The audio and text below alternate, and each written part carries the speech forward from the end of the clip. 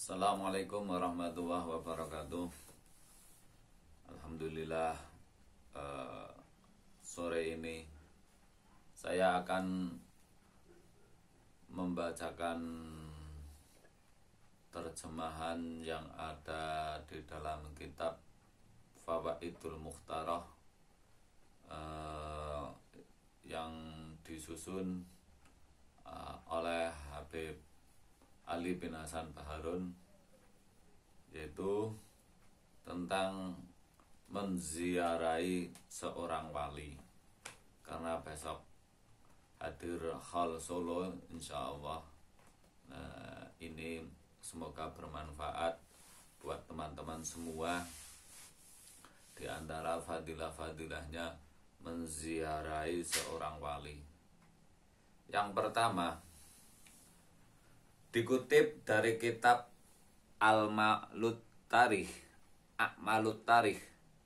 barang siapa yang menulis sejarah seorang wali, maka dia akan bersama wali itu di surga kelak. Dan barang siapa yang mempelajari sejarah seorang wali dikarenakan rasa cintanya kepada wali tersebut, maka dia seakan-akan telah menziarahinya. Dan barang siapa yang menziarahi seorang wali, maka dosa-dosanya akan diampuni selama orang itu tidak menyakiti si wali atau menyakiti seorang muslim di perjalanannya. Manhajus Sawi halaman 175, atau dalam keterangan kitab Al-Qirtos juz 1 halaman 43.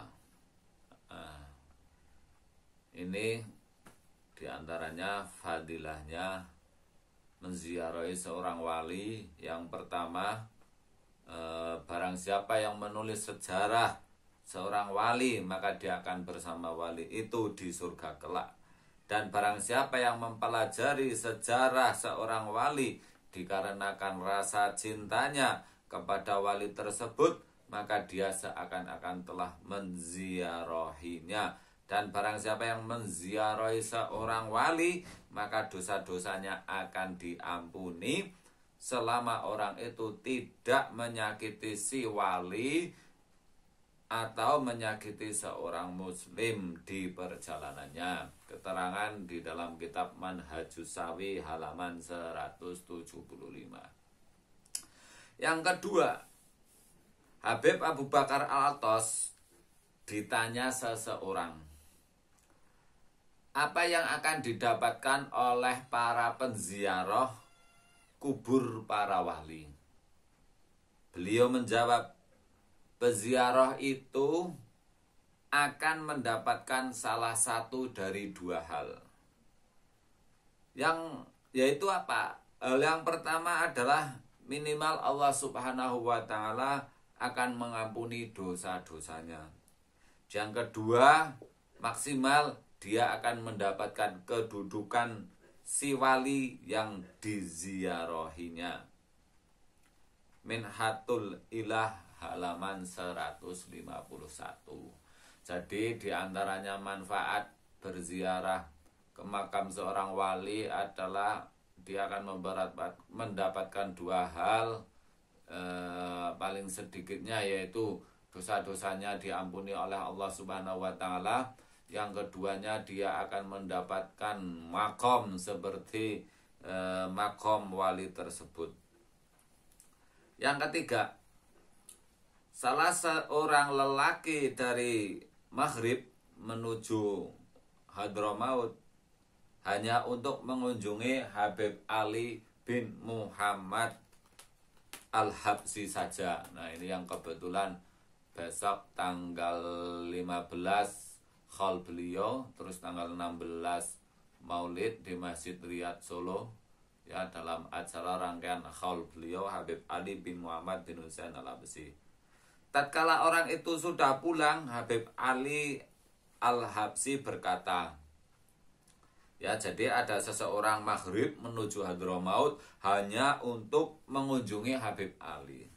Lalu beliau Habib Ali mengatakan, kalau lelaki itu niatnya tulus dalam kunjungannya, maka aku jadikan kalian saksi bahwa orang itu menemaniku di surga kelak.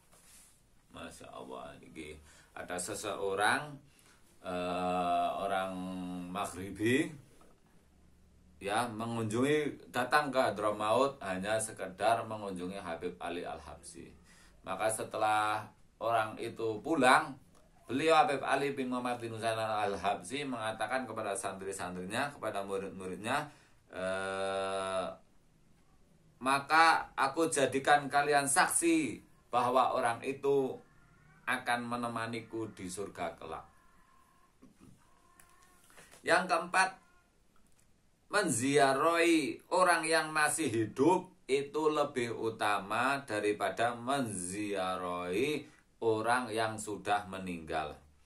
Sebab orang yang sudah mati, sifat kemanusiaannya telah tertutupi dalam sifat istimewa yang dimilikinya. Maka kamu hanya mendengar tentang biografi dan karomahnya, dan itu hanyalah sifat istimewa yang dimilikinya. Sedangkan orang yang masih hidup, jika dia adalah orang yang sempurna, maka dia adalah orang yang punya keistimewaan dan punya sifat kemanusiaan. Jika orang itu tidak sempurna, maka dia hanya punya sifat kemanusiaan saja. Tasbitul Fuad juz 2 halaman 58. Jadi menziarahi wali yang masih hidup dan yang sudah meninggal itu lebih utama menziarahi seorang wali yang masih hidup. Yang kelima, menziarahi wali yang masih hidup lebih utama daripada menziarahi orang yang sudah meninggal. Dan faedah dari menziarahi wali yang masih hidup adalah meminta keberkahan doanya dan keberkahan memandangnya. Karena memandang wajah para ulama dan orang soleh itu adalah ibadah. Dan dalam memandang, mereka dapat menimbulkan rasa untuk meneladani mereka dan berakhlak seperti akhlak dan adab mereka. Dan ini selain faedah-faedah keilmuan yang ditunggu, baik dari ucapan maupun gerakan mereka, bagaimana tidak hanya dengan menziarahi saudara karena Allah saja terdapat keutamaan sebagaimana yang telah kami sebutkan dalam bab persahabatan. Dalam kitab Taurat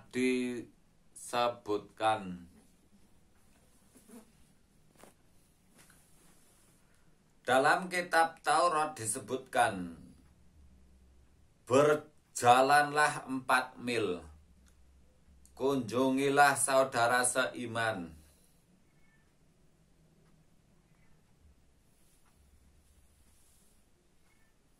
Berjalanlah 1 mil, jenguklah orang yang sakit.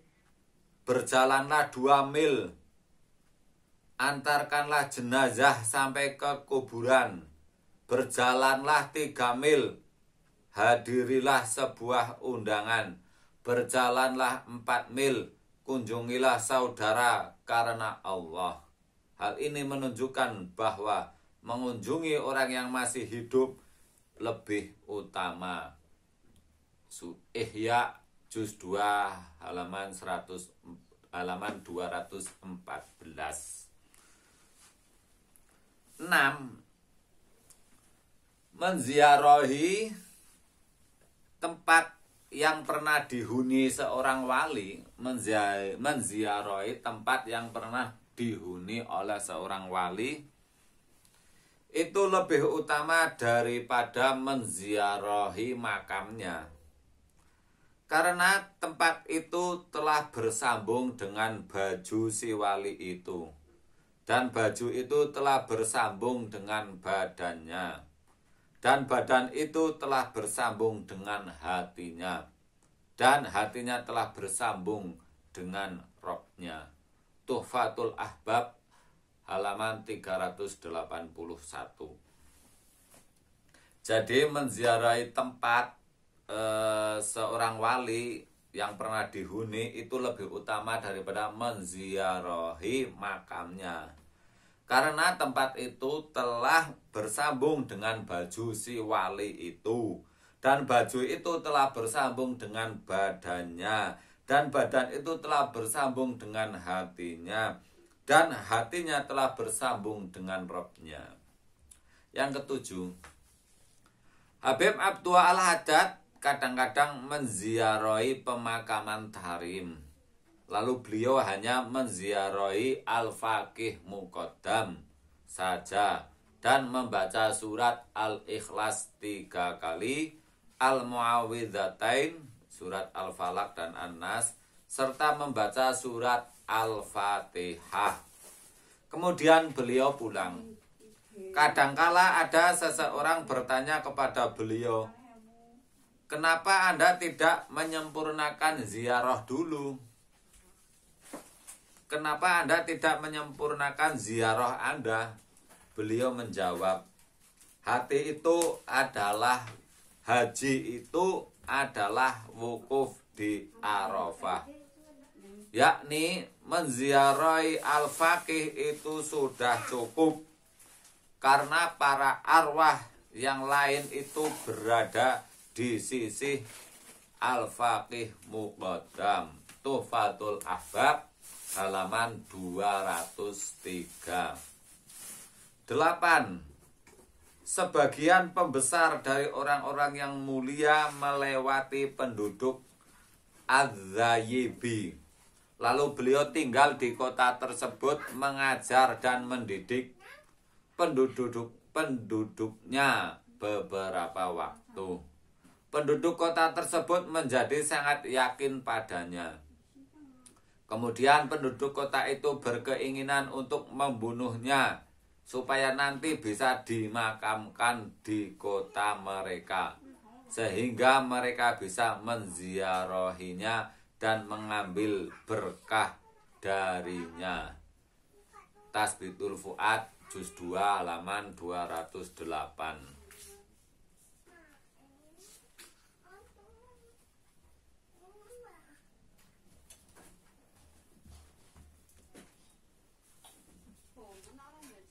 9.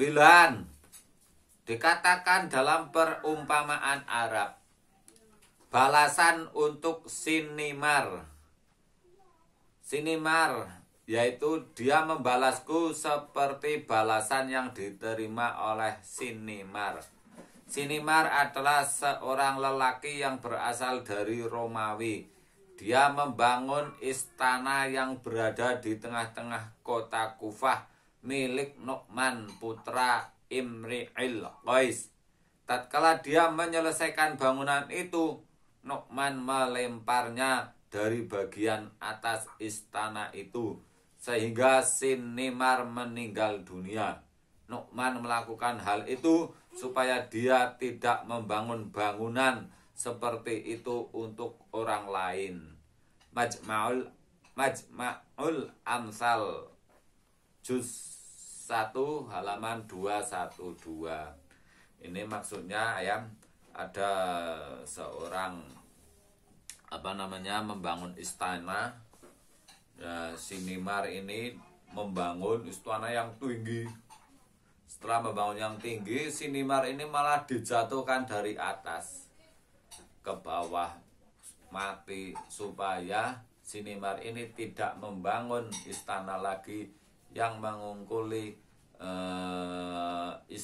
istananya si Nu'man putra Imril Qais. Wallahu a'lam.